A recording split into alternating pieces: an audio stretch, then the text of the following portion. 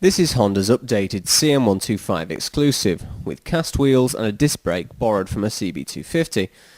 Other than that, it's pretty much the same as the one from the 1980s, which I must confess I took my Part 2 test on. Well, what can I say, I was 17 and had just seen Easy Rider for the first time. It was my first Honda and my first bike with more than one cylinder and an electric start. I think because I passed my test, I've got some fond memories of this bike. But one thing I've forgotten is how slow this thing is.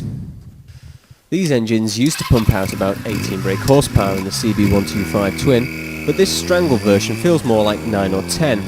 On a long straight you'll get to 60 miles an hour, just. Maybe a little bit more if it's downhill and the winds are behind you, but that's still miles away from its 11,000 RPM redline, so you can literally ride this thing flat out all day without any problems. I'm getting away from the point though. You want a 125 if you're 17 or if you're new to biking and need a bike to learn on. This is more suited to the latter. If you're 17, go out and get yourself a two-stroke while you still can. However, if you're a little bit older, perhaps not quite so confident, then this could be the perfect introduction to biking. I feel like I'm sitting in an armchair here. I could go for days like this.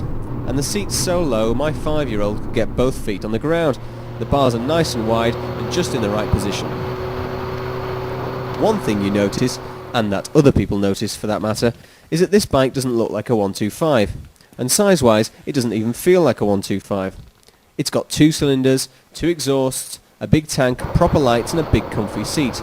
I'm not even that embarrassed to be seen on it. Without L plates on, everyone seems very surprised when I tell them how small it is. The handling cope's fine. That limited power seriously underwhelming the chassis, although it does get a bit wallowy when you're pressing on. The front brake is really quite good.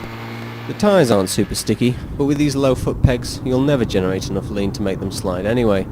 It does feel like you can't fall off this thing, which is just great for boosting your confidence and making the bike test even easier.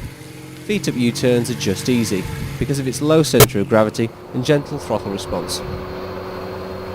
Being a Honda, it is of course built quite well, with lots of nice little finishing touches, and plenty of deep chrome to keep you busy when you're polishing it. The bloke I bought this one off used it over 2 winters and kept it outside for most of that time. Barring a small amount of rust under the mudguards, it's in almost as new condition. And you just know running this thing is going to be dirt cheap.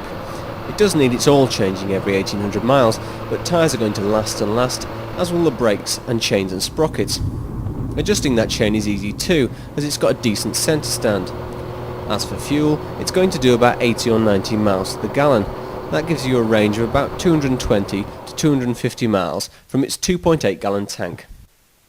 In summary then, this bike is exactly what you need to pass your test on, or even enjoying that odd Sunday cruise. The engine is disappointing, especially if you've experienced the de-restricted version, but that just means it's so unintimidating you can't go fast enough to crash. The rest of the bike is excellent for a 125, and think of it this way, you won't need to upgrade it when you've got your full licence. Just find an old CB125 twin engine and shove that in.